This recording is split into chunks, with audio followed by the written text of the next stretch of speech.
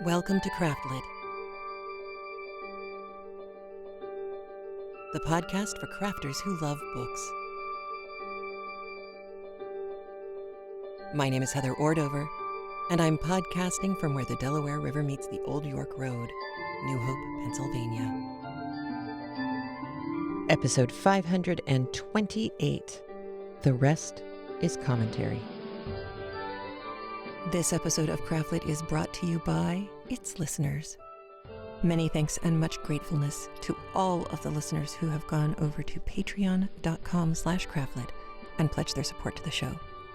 We couldn't do it without you. Thank you. Well, hello. How are you? I am well. I have a chapter I've been waiting for to share with you today. And it's kind of an important one. So I'm pretty much just going to dive into this one with the added note that all of the book recommendations and pattern recommendations from this week's Tuesday and Thursday Zoom chats are in the show notes at craftlit.com/528 or at craftlit.libsyn.com. So you have two locations to go and find the fun. Or to make it really easy on yourself, you could just use the app, because we have an app on every OS that you could possibly be using unless you wrote one for yourself.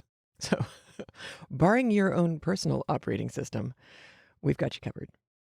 Okay, so way back in the beginning, we talked some about Anne Bronte and the Bronte family in general.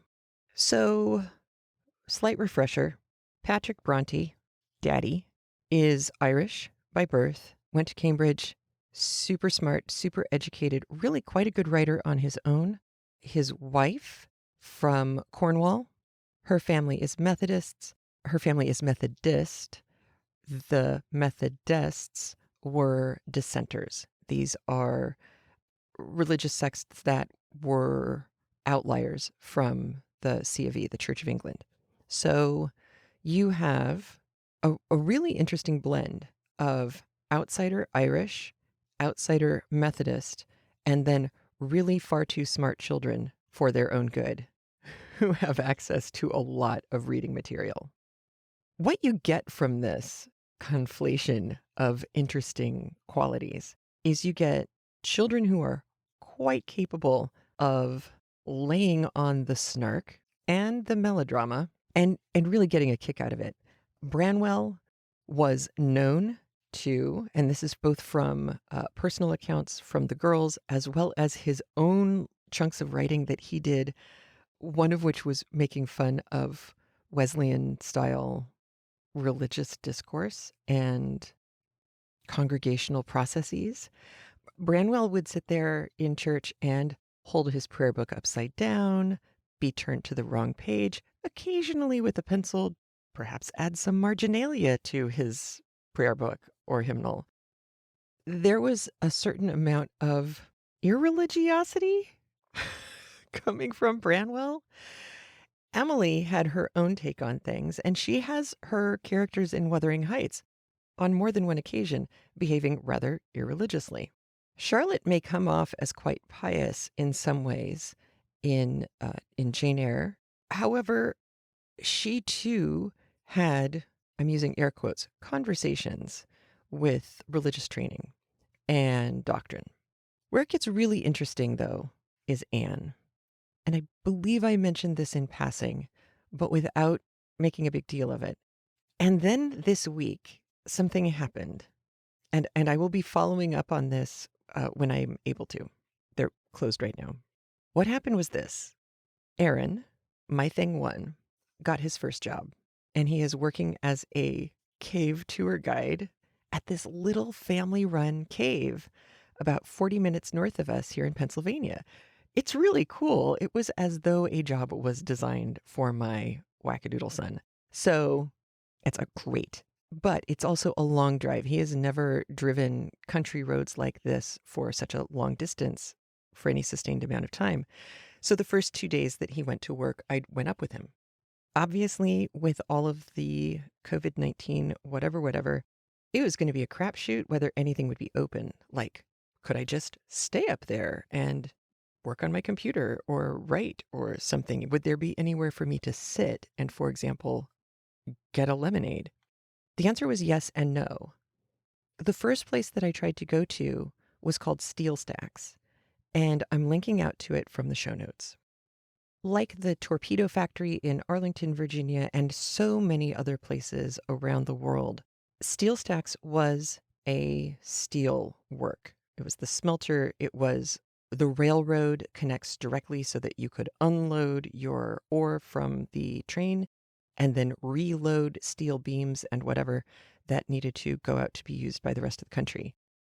This was clearly a well-oiled machine, both literally and metaphorically, and it was so obviously the life's blood of this part of Pennsylvania, but also the pumping heart for the arteries of train lines all over the United States. Steel Stacks was, in particular, run by, originally, a company you may have heard of, Bethlehem Steel. Billy Joel did a song in the late 70s, early 80s, Allentown. Allentown is around the corner from Bethlehem. They were both steel towns. Pittsburgh, steel town. There's a lot of steel stuff that was going on in Pennsylvania. We also in Pennsylvania have Amish, we have Pennsylvania Dutch, we have Eastern European, we have everybody. We have a whole interesting dumpster load of unique types who have managed to maintain a certain amount of their own history. And by maintaining it and sharing it, they have disseminated that history amongst the rest of Pennsylvania.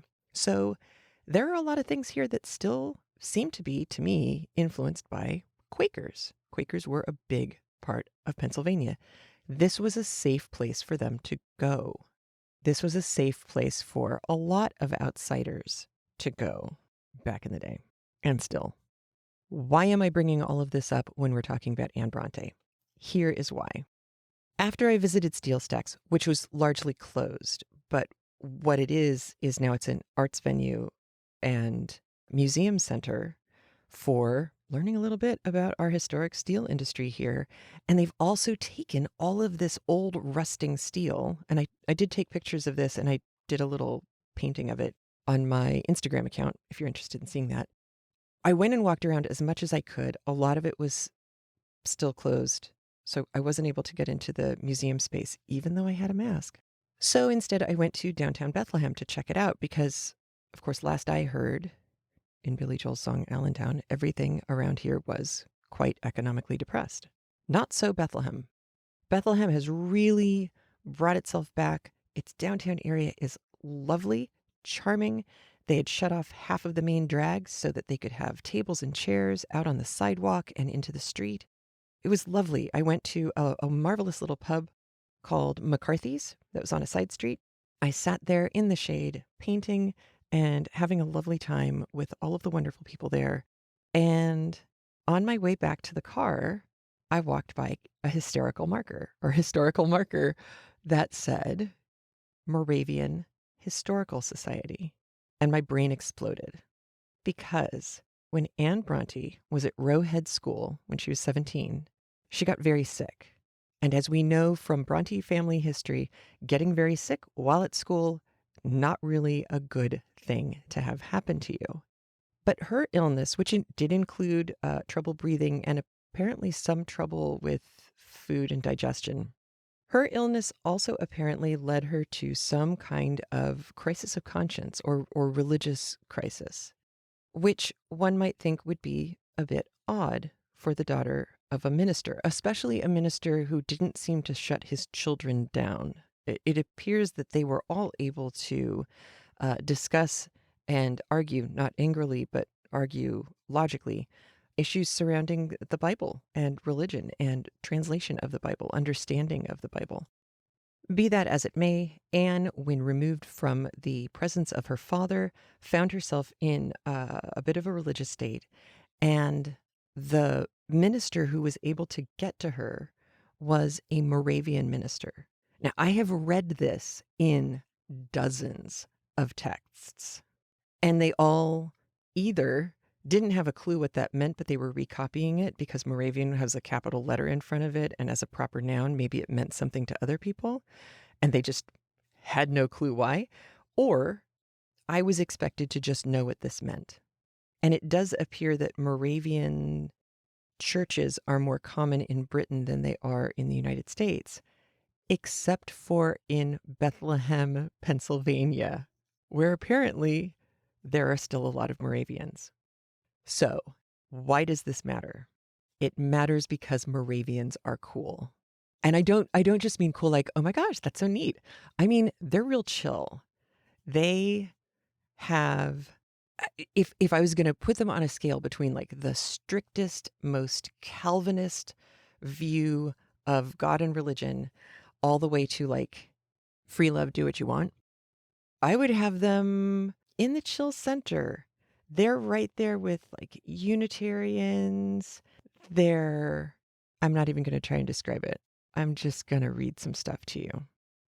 Okay, so Moravian Church was first started in 1457. They had some problems with the Counter-Reformation and they got persecuted. And then the people who were left of the Moravian Church, and this Moravia's in Bohemia, so German-ish, although I'm sure the Bohemians would be happier to be identified as Bohemian rather than German. Anyway, so that part of the world, they have some persecution issues and they have to get out of there, and they wind up on the land of a guy named Count Zinzendorf, who was friendly to them. That was 1727. So they're refugees from Moravia, but they get permission from Count Nicholas von Zinzendorf to stay there in Saxony. This is near the present-day border of Poland. So Zinzendorf is also Moravian and apparently is just a fabulous dude. In 1977, a British bishop of the Moravian Church came to the Moravian Theological Seminary in Bethlehem, Pennsylvania, and gave a talk. And he did the best job I've found of summing up what makes the Moravian belief system different and why the Moravian minister had such a huge effect on Anne Bronte. Okay, so the spirit of the Moravian Church has 5 characteristics. These characteristics are simplicity, happiness, unintrusiveness, fellowship, and the ideal of service, doing things for other people. So to break that down a little bit further and give some clarity there, simplicity has a lot to do with the concept of grace. So Zinzendorf made a remark, the apostles say, we believe we have salvation through the grace of Jesus Christ. And then Zinzendorf went on to say, if I can only teach a person that catechism, I have made him a divinity scholar for all time. That rang bells for me for this reason. Hillel, one of the historic rabbis in Judaism, there's this story in the Babylonian Talmud that is told of him. These are all stories. Here's this short story. Once upon a time, there was a Gentile who came before Shammai, different rabbi, and said to him, I'll let you convert me on the condition that you teach me the whole Torah while I stand on one foot. Shammai kind of went, yeah, whatever, pushed him aside with the cane with his walking stick that he was holding and went on his way. The same Gentile came before Rabbi Hillel, and Hillel successfully converted him because what he said was, that which is despicable to you, do not do to your fellow. This is the whole Torah. The rest is commentary. Now go learn it. In the Moravian Church, we have, if I can only teach a person that we believe in the salvation through the grace of Jesus Christ, then I have made him a divinity scholar for all time. This fundamental belief in grace was huge for Anne Bronte, but we need to continue. So first we have simplicity, the simplicity of the belief in grace. Second, we have happiness. Zinzendorf identified it thusly. This is a quote. "There is a difference between a genuine pietist and a genuine Moravian. The pietist has his sin in the foreground and looks at the wounds of Jesus. The Moravian has the wounds in the foreground and looks from them upon his sin.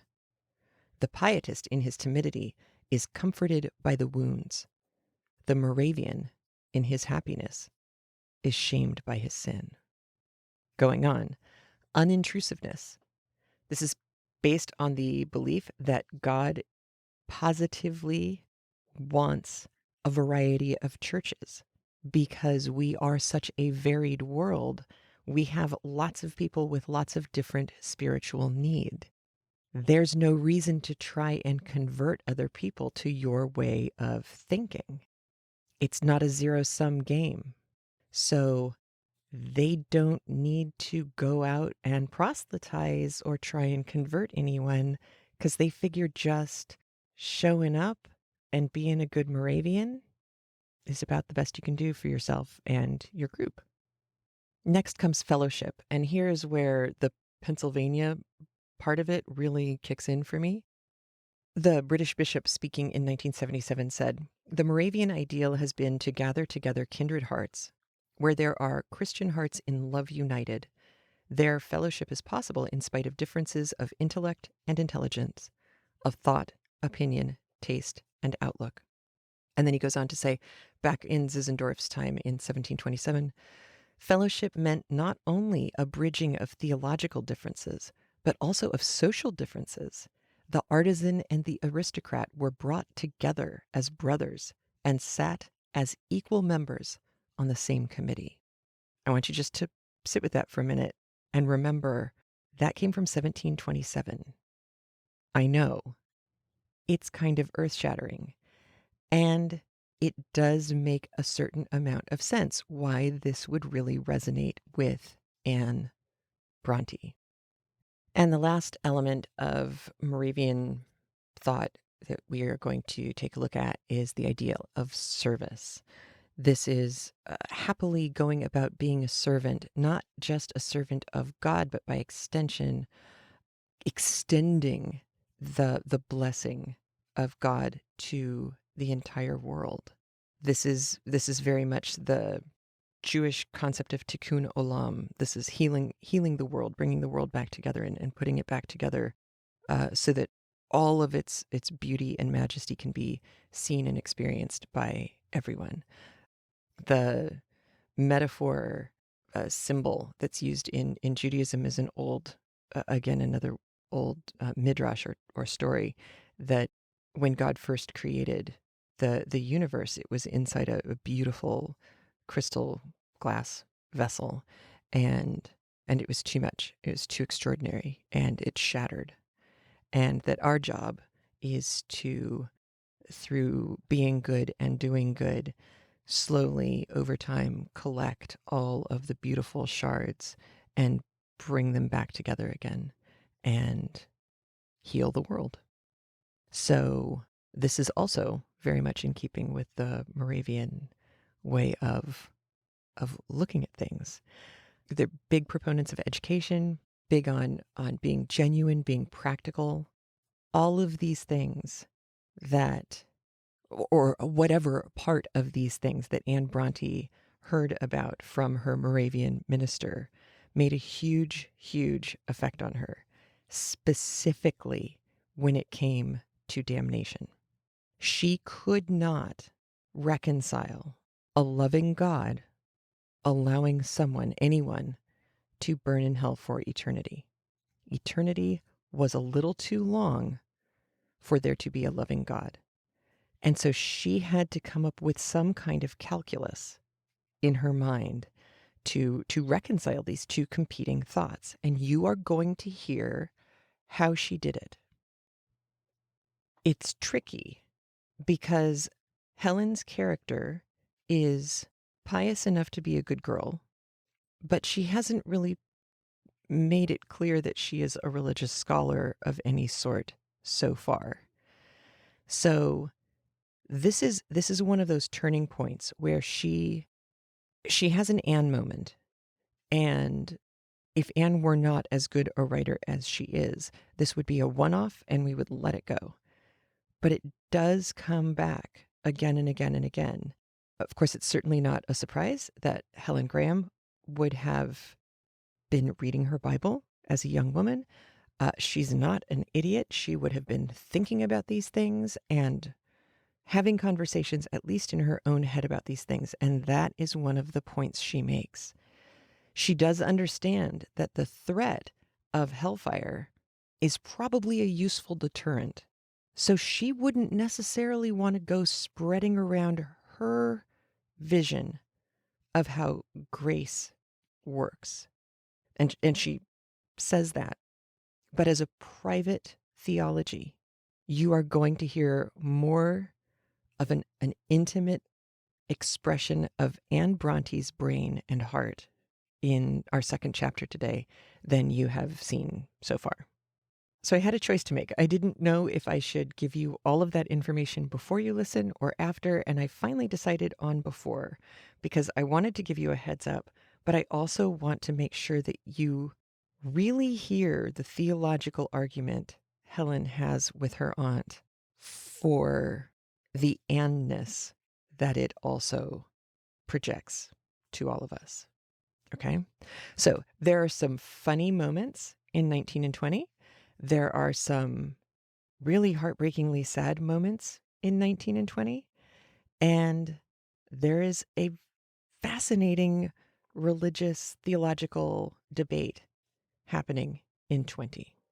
And all of this matters. All right, that's it. I'm turning you over to Maya Daguerre reading chapters 19 and 20 for us from The Tenant of Wildfell Hall by Anne Bronte. Here we go.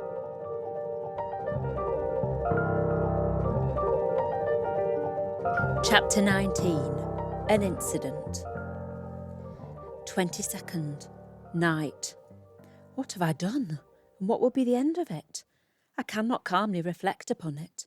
I cannot sleep. I must have recourse to my diary again.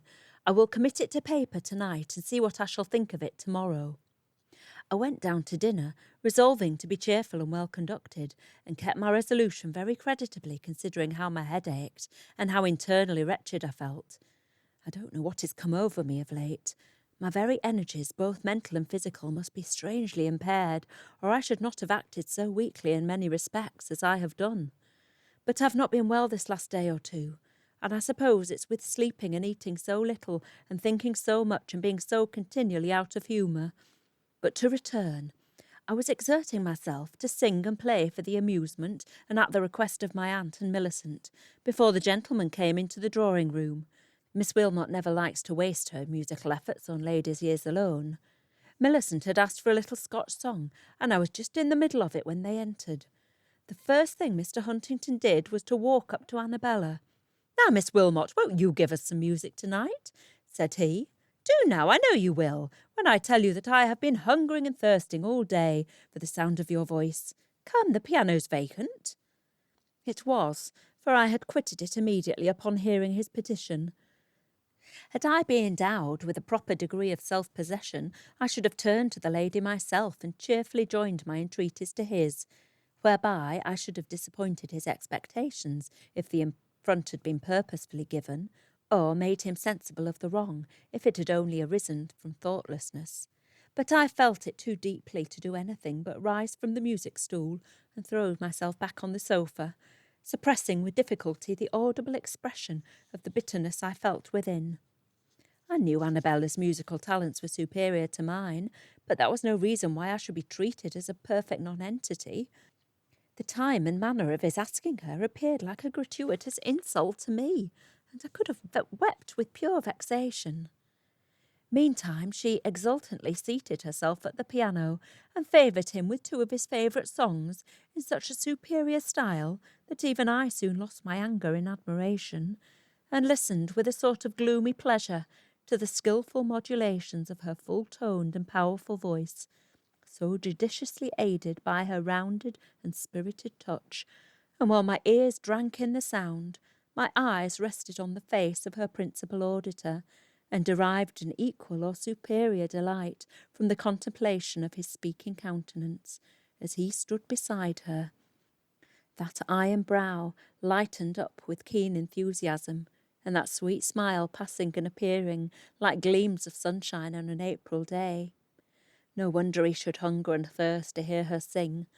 I now forgave him from my heart his reckless slight of me, and I felt ashamed at my pettish resentment of such a trifle, ashamed too of all those bitter envious pangs that gnawed my innermost heart, in spite of all this admiration and delight.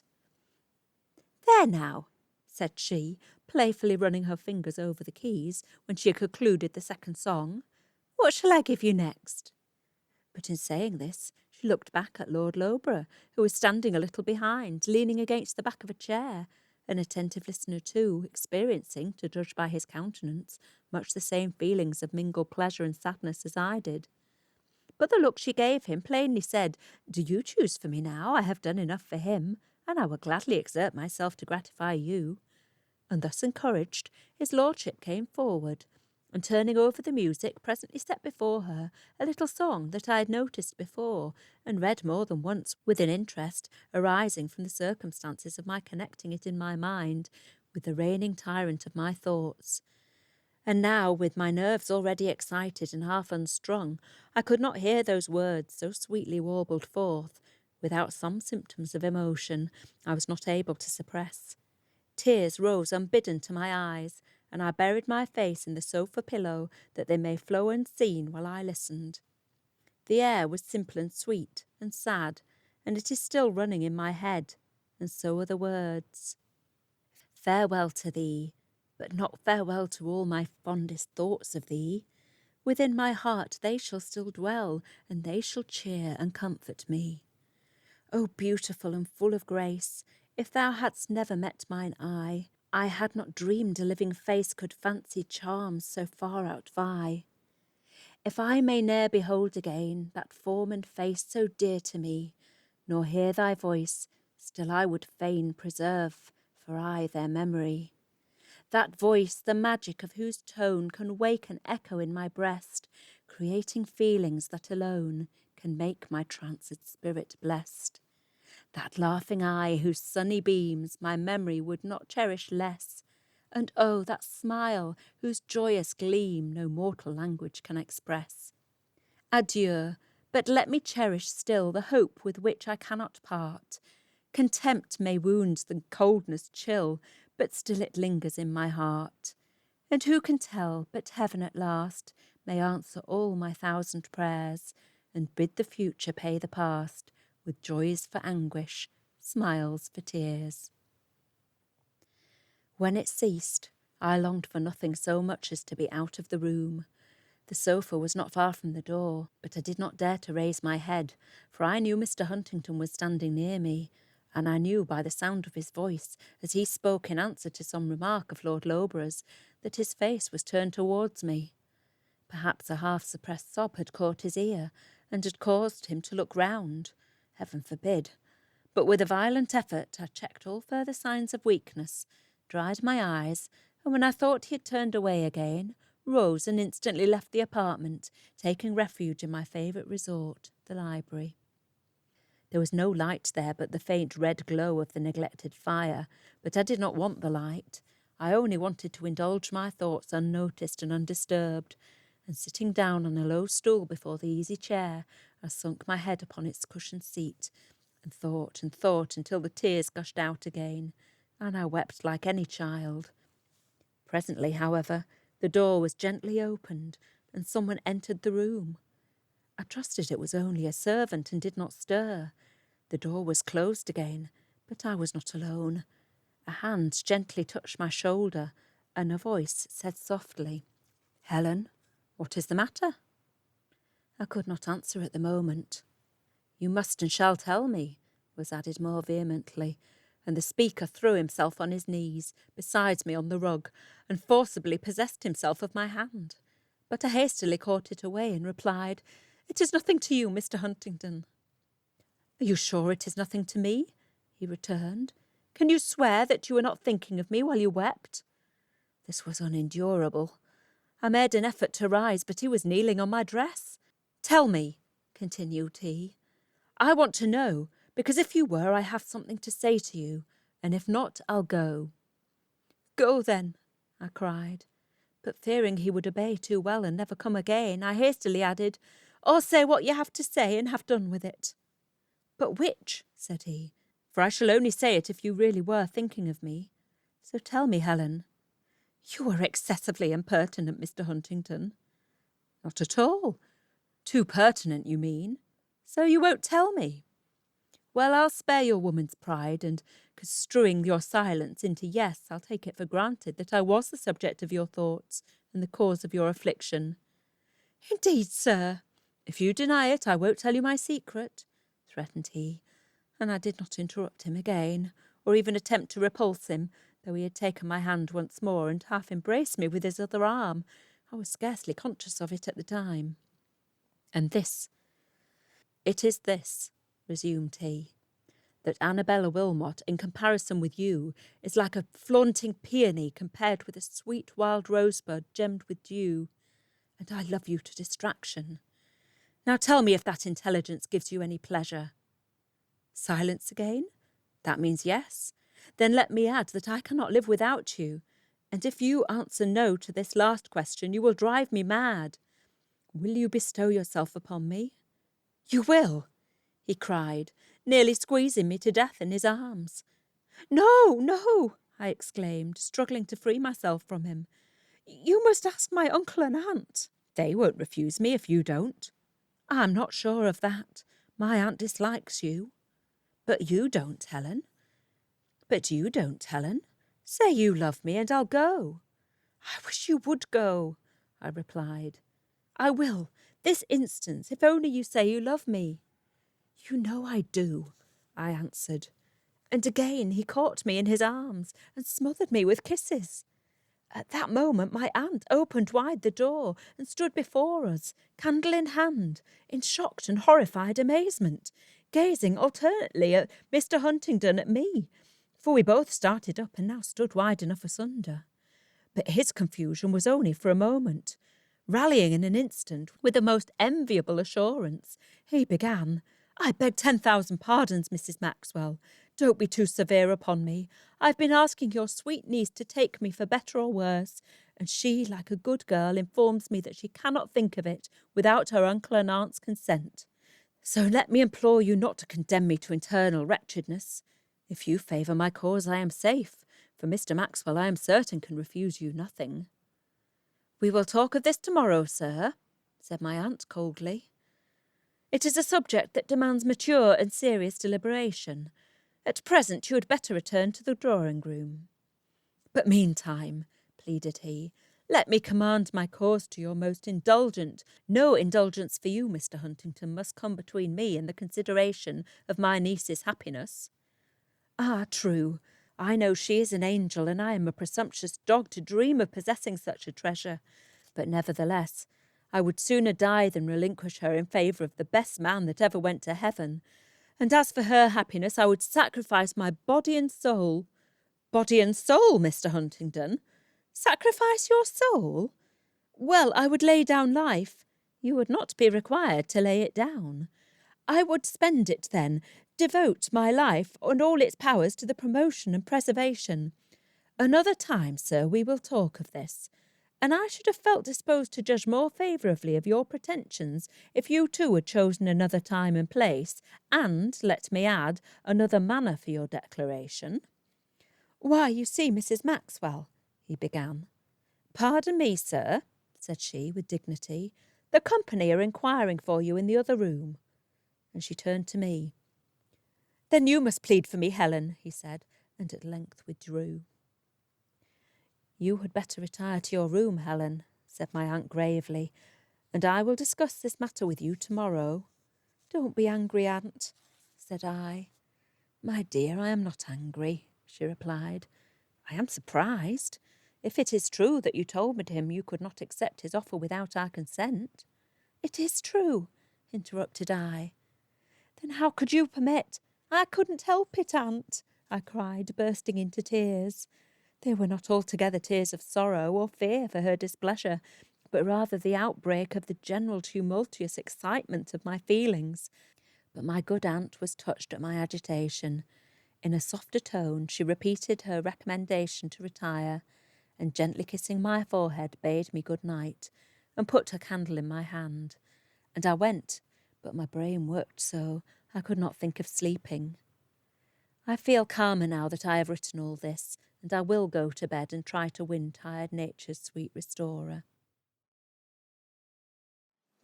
Chapter 20. Persistence. September 24th. In the morning I rose light and cheerful, nay, intensely happy. The hovering cloud cast over me by my aunt's views and by the fear of not obtaining her consent was lost in the bright effulgence of my own hopes and the too delightful consciousness of requited love. It was a splendid morning, and I went out to enjoy it in a quiet ramble in company with my own blissful thoughts. The dew was on the grass, and 10,000 gossamers were waving in the breeze. The happy redbreast was pouring out its little soul in song, and my heart overflowed with silent hymns of gratitude and praise to heaven. But I had not wandered far before my solitude was interrupted by the only person that could have disturbed my musings at that moment. Without being looked upon as an unwelcome intruder, Mr. Huntington came suddenly upon me. So unexpected was the apparition that I might have thought it the creation of an overexcited imagination, had the sense of sight alone borne witness to his presence. But immediately I felt his strong arm around my waist and his warm kiss on my cheek, while his keen and gleeful salutation, "My own Helen," was ringing in my ear.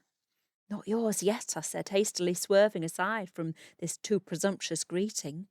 "Remember my guardians. You will not easily attain my aunt's consent.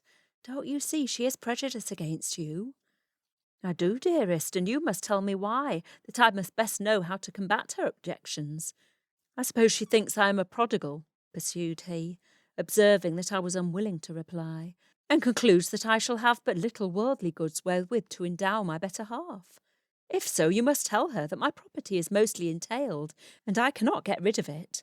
There may be a few mortgages on the rest, a few trifling debts and encumbrances here and there, but nothing to speak of, and though I acknowledge I am not so rich as I might be, or have been, still I think we could manage pretty comfortably on what's left.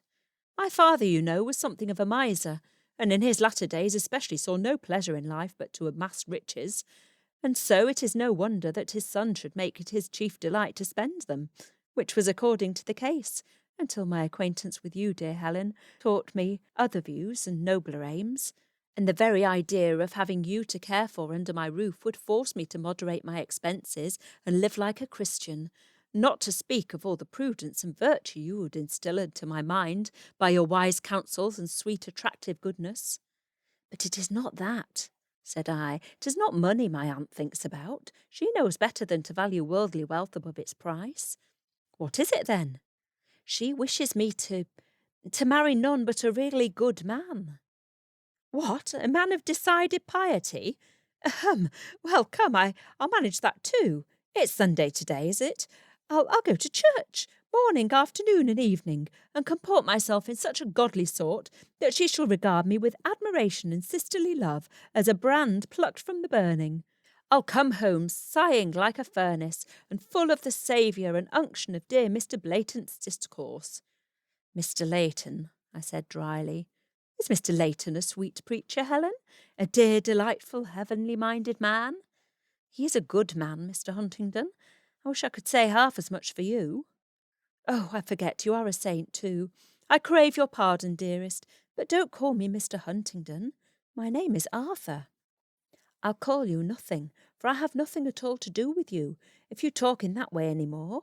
If you really mean to deceive my aunt, as you say, you are very wicked, and if not, you are very wrong to jest on such a subject. I stand corrected, said he, concluding his laugh with a sorrowful sigh. Now, resumed he, after a momentary pause, let us talk about something else. And come nearer to me, Helen, and take my arm, and then I'll let you alone. I can't be quiet while I see you walking there. I complied, but said we must soon return to the house. No one will be down to breakfast yet, for long enough, he answered. You spoke of your guardians just now, Helen, but is not your father still living? Yes, but I always look upon my uncle and aunt as my guardians, for they are so indeed, though not in name. My father has entirely given me up to their care, and I have never seen him since dear mamma died when I was a very little girl, and my aunt, at her request, offered to take charge of me and took me away to Stanningley, where I've remained ever since. And I don't think he would object to anything for me that she thought proper to sanction. But would he sanction anything which she thought proper to object? No, I don't think he cares enough about me. He is very much to blame, but he doesn't know what an angel he has for a daughter, which is all the better for me, as if he did, he would not be willing to part with such a treasure. And, Mr. Huntingdon, said I suppose you know I am not an heiress. He protested that he had never given it thought, and begged I would not disturb his present enjoyment by the mention of such uninteresting subjects. I was glad of this proof of disinterested affection, for Annabella Wilmot is the probable heiress to all her uncle's wealth, in addition to her late father's property, which she has already in possession. I now insisted upon retracing our steps to the house, but we walked slowly and went on talking as we proceeded. I need not repeat all we said. Let me rather refer to what passed between my aunt and me after breakfast, when Mr. Huntingdon called my uncle aside, no doubt to make his proposals, and she beckoned me into another room, where she once more commenced a solemn remonstrance, which, however, entirely failed to convince me that her view of the case was preferable to my own. You judge him uncharitably, aunt, I know, said I. His very friends are not half as bad as you represent them. There is Walter Hargrave, Millicent's brother, for one. He is but a little lower than the angels, if half she says of him is true. She's continually talking to me about him and lauding his many virtues to the skies. You will form a very inadequate estimate of a man's character, replied she, if you judge by what a fond sister says of him. The worst of them generally knows how to hide their misdeeds from their sisters' eyes and their mothers' too. And there is Lord Loughborough, continued I, quite a decent man. Who told you so? Lord Loughborough is a desperate man. He has dissipated his fortune in gambling and other things, and is now seeking an heiress to retrieve it. I told Miss Wilmot so, but you're all alike. She haughtily answered that she was very much obliged to me, but believed she knew when a man was seeking her for her fortune and when for herself. She flattered herself she had had experience enough in those matters to be justified in trusting to her own judgment. And as for his lordship's lack of fortune, she cared nothing about that, and she hoped her own would suffice for both. As for his wildness, she supposed he was no worse than others. Besides, he was reformed now. Yes, they can all play the hypocrite when they want to take in a fond, misguided woman.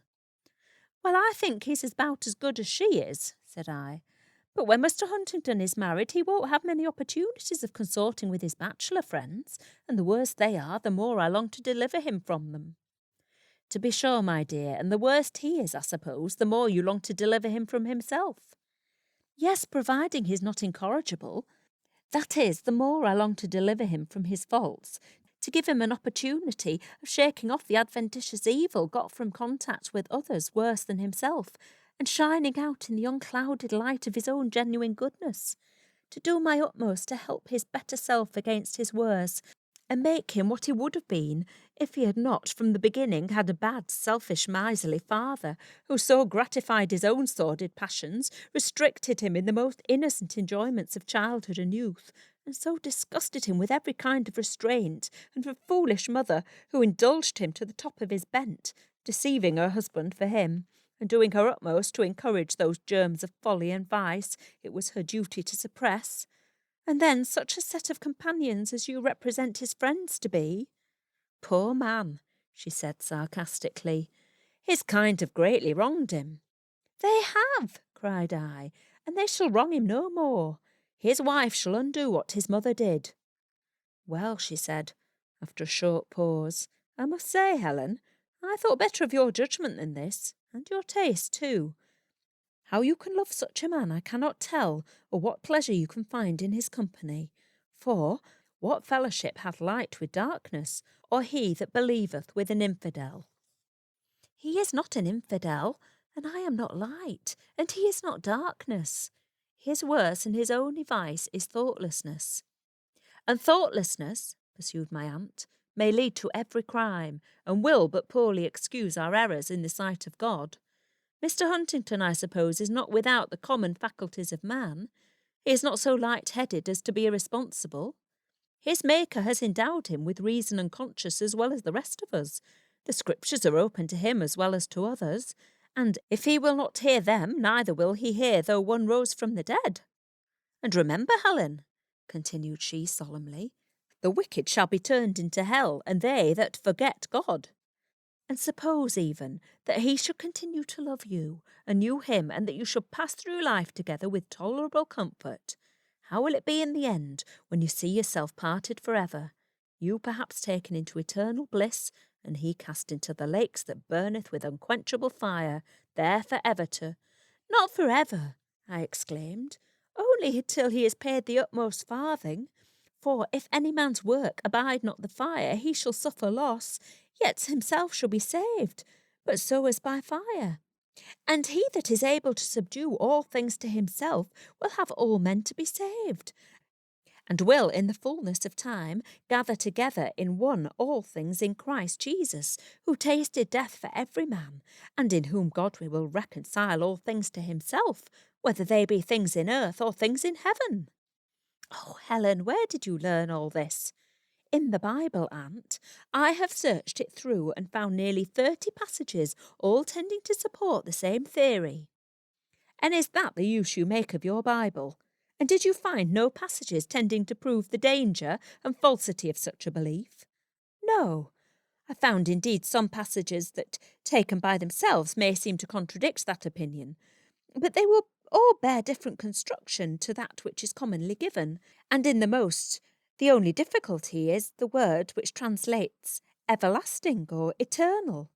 I don't know the Greek, but I believe it strictly means for ages, and might signify either endless or long enduring. And as for the danger of the belief, I would not publish it abroad, if I thought any poor wretch would be likely to presume upon it to his own destruction. But it is a glorious thought to cherish in one's own heart. I would not part with it for all the world can give. Here our conference ended, for it was now high time to prepare for church. Everyone attended the morning service except my uncle, who hardly ever goes, and Mr. Wilmot, who stayed at home with him to enjoy a quiet game of cribbage. In the afternoon, Mrs. Wilmot and Lord Loughborough likewise excused themselves for attending, but Mr. Huntington vouchsafed to accompany us again. Whether it was to ingratiate himself with my aunt, I cannot tell, but if so, he certainly should have behaved better. I must confess I did not like his conduct during service at all. Holding his prayer book upside down, or open at any place but the right, he did nothing but stare about him, unless he happened to catch my aunt's eye or mine, and then he would drop his own to his book, with a puritanical air of mock solemnity that would have been ludicrous if it had not been too provoking. Once during the sermon, after attentively regarding Mr. Leighton for a few minutes, he suddenly produced his gold pencil case and snatched up a Bible. Perceiving that I observed the movement, he whispered that he was going to make a note of the sermon. But instead of that, as I sat next to him, I could not help seeing that he was making a caricature of the preacher, giving to the respectable, pious, elderly gentleman the air and aspect of a most absurd old hypocrite. And yet, upon his return, he talked to my aunt about the sermon with a degree of modest, serious discrimination that tempted me to believe he really had attended and profited by the discourse. Just before dinner, my uncle called me into the library for a discussion of a very important matter, which was dismissed in a few words. "Now, Nell," said he, "this young Huntington has been asking for you. What must I say about it? Your aunt would answer no, but what say you?" "I say yes, uncle," replied I, without a moment's hesitation, for I have thoroughly made up my mind on the subject. "Very good," cried he. "Now that's a good honest answer. Wonderful for a girl. Well, I'll write to your father tomorrow. He's sure to give his consent. So you may look to the matter as settled. You'd have done a great deal better if you'd have taken Wilmot, I can tell you. But that you won't believe. At your time of life, it's love that rules the roast. At mine, it's solid, serviceable gold. I suppose now you'd never dream of looking into a state of your husband's finances, or troubling your head about settlements or anything of that sort." "I don't think I should." "Well, be thankful then that you've wiser heads to think for you. I haven't had time yet to examine thoroughly into this young rascal's affairs, but I see that a great part of his father's fine property has been squandered away. But still, I think there's a pretty fair share of it left, and a little careful nursing may make a handsome thing of it yet. And then we must persuade your father to give you a decent fortune, as he has only one besides you to care for, and if you behave well, who knows but what I might be induced to remember you in my will," continued he, putting his finger to his nose with a knowing wink. "Thanks, uncle, for that and all your kindness," replied I. "Well, and I questioned this young spark on the matter of settlements," continued he, "and he seemed disposed to be generous enough on that point." "I knew he would," said I, "but pray don't trouble your head, or his or mine, about that, for all I have will be his, and all he has will be mine. So what more could either of us require?" And I was about to make my exit, but he called me back. "Stop, stop!" cried he. "We haven't mentioned the time yet. When must it be? Your aunt would put it off till Lord knows when, but he's anxious to be bound as soon as may be. He won't hear of waiting beyond the next month. And you, I guess, will be of the same mind, so—" "Not at all, uncle. On the contrary, I should like to wait till after Christmas at least." "Oh, pooh-pooh! Never tell me that tale. I know better," cried he, and he persisted in his incredulity. "Nevertheless, it's quite true. I'm in no hurry at all. How can I be, when I think of the momentous change that awaits me and all I have to leave? It is happiness enough to know that we are to be united, that he really loves me, and I may love him as devotedly and think of him as often as I please. However, I insisted upon consulting my aunt about the time of the wedding, for I determined her counsels should not be utterly disregarded, and no conclusions on that particular are come to yet."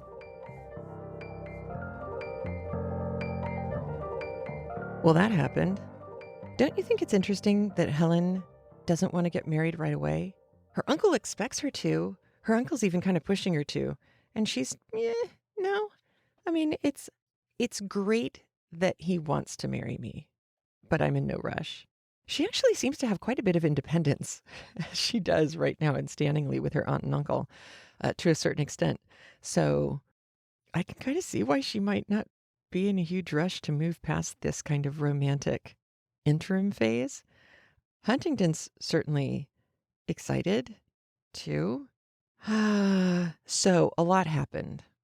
And if you are up on your New Testament, then you probably heard a lot of biblical lines getting smashed up together with a lot of other lines from other chapters.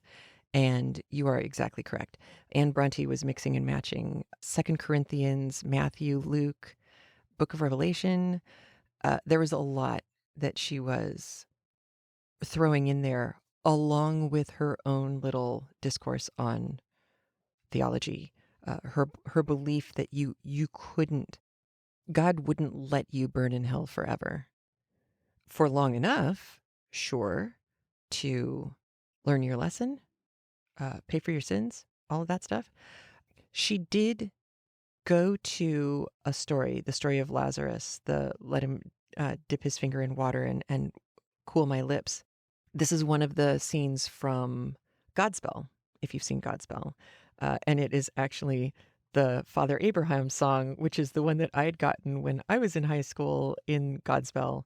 And it has some of the best tongue twisters. The I can see a swath of sinners setting yonder and they're acting like a pack of fools. That's this song. And that's the story that Helen's aunt goes to in part of her conversation here, where she said, look, the scripture is open to him as well as others. He has every opportunity to educate himself on this front. And he knows that his behavior hasn't been 100% great. So then she goes on and says, if he hear not them, neither will he hear though one rose from the dead. This is the rich man goes to hell. Lazarus, the poor beggar with open sores, goes and is kept safe in the bosom of Abraham. And the rich man calls up to heaven and says, let Lazarus come down here and give me some cool water. And Abraham says, no, there's this giant gulf between us and we can't get to you and you can't get to us. And that's the way it's got to be. And then the rich man says, okay, well then send Lazarus back to tell my brothers so that they don't wind up in the same situation that I'm in. And that is if they won't listen to the scriptures right now, they're not going to listen to anyone, even if somebody rose from the dead, even if Lazarus came back to life and told them. These people's ears are plugged. They are not listening. And Helen's aunt is using this as part of her response to Helen's enormous act of hubris. Let me fix what his mom screwed up. Which, boy, if that didn't just run chills down your spine, whoo boy. His parents were really bad to him. I'm going to make it all better. I'm the one who can do it. Oh. And Helen's aunt doesn't end there. She does say, how will it be in the end days, when you're dead, when you see yourselves parted forever, when he is in hell, like the rich man, and you, like Lazarus, are in heaven. And then she takes it one step further and says, when you perhaps are taken into eternal bliss, and he cast into the lake that burneth with unquenchable fire. Unquenchable fire is from the book of Revelation. So we have a whole lot of theological stuff going on in just this half of a page. And then the next paragraph has more footnotes than I've ever seen smashed into one paragraph before.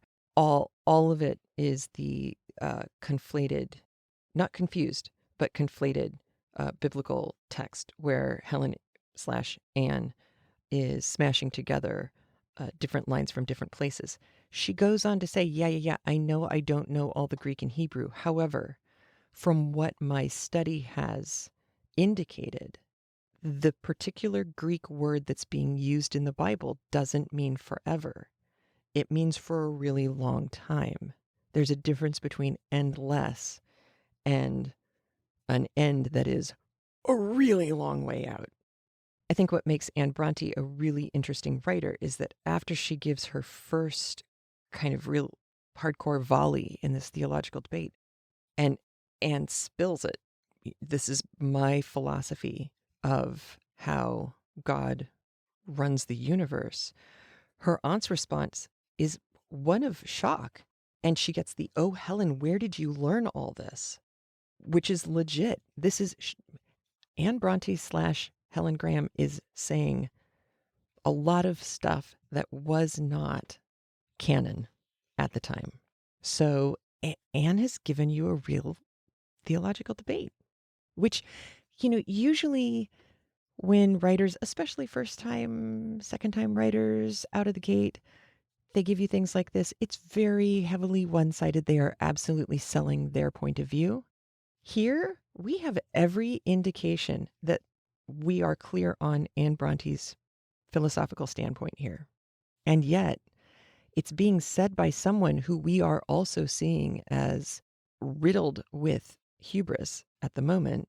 And we know something pretty bad has to happen to her eventually, because when she showed up at the beginning of the book, she was alone with a child. So that hubris seems to be barreling down the track at her head. And to some extent, that would indicate that perhaps the aunt's arguments, maybe not this theological one, but her aunt's arguments in general, have been correct when it comes to at least Mr. Huntington. It's an interesting trick of writing that Bronte pulled off here. And I just realized I've been throwing around hubris like everybody is in touch with that term, because we did Frankenstein 10 years ago. So hubris is the so proud of your own thinking, your own position, so confident, so overconfident that you're right, that you are inviting disaster. It's the pride goeth before the fall. You are setting yourself up. It's Victor Frankenstein saying, look, I can create life just like God. And then the universe comes along and smacks you on the head because hubris.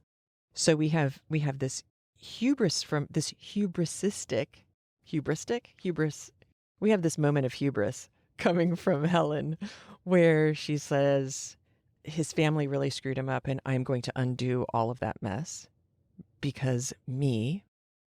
At the same time, you have this exposed moment of really low self-esteem and emotional fragility when Huntington is talking to her and saying, oh, your uncle, I'm sure that he's going to say yes, but your aunt, And what about your dad?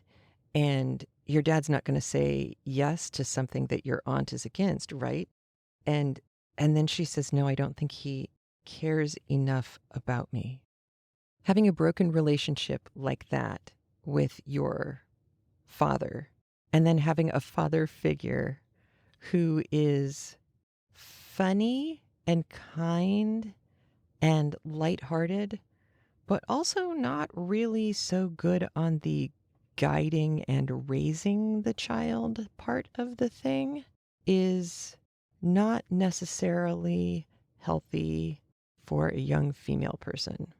It's not necessarily healthy for any kid who's being raised to have come out at the ripe old age of 18, to have come out of the last 18 years feeling like one of your two parental units just doesn't care that much about you. That's not going to be good. So we've got a lot of complicated emotional stuff for Helen heading into, apparently, a marriage. And we have a lot of complicated religious underpinnings to all of this. So there are some really interesting struggles going on in Helen/Anne on the God as love and guidance, God as a disciplinarian, God as a doctrinarian, and God of love, and then how that all translates into a relationship, especially if you're putting yourself forward as the one who is going to be the guider of good behavior in the relationship instead of the guidee. You can see where things are going to start getting really complicated, right? All right. Whew. There was a lot. And this is one of those chapters to bookmark. If you need to come back and listen to it later, chapter 20, you can make a note, because this is not going to be the last time we hear about things like this. All right. Have a great week. I will talk to you later. Be well. Take care of each other. Wear a mask. I'll talk to you soon. Bye. A big thanks to all the Craftlit listeners who support the show by being a premium audio member via craftlit.com/premium or via patreon.com/craftlit. Your support for the show is what's kept us going since 2006. If you feel like getting free audio pretty much every week, please consider supporting the show by heading over to patreon.com/craftlit and pledging what you feel the show is worth to you. If you can't support the show that way, consider leaving a review at iTunes or at our facebook.com/craftlit page, or follow @craftlit on Twitter and share the show with your followers too. And remember, if your hands are too busy to pick up a book, at least you can turn one on.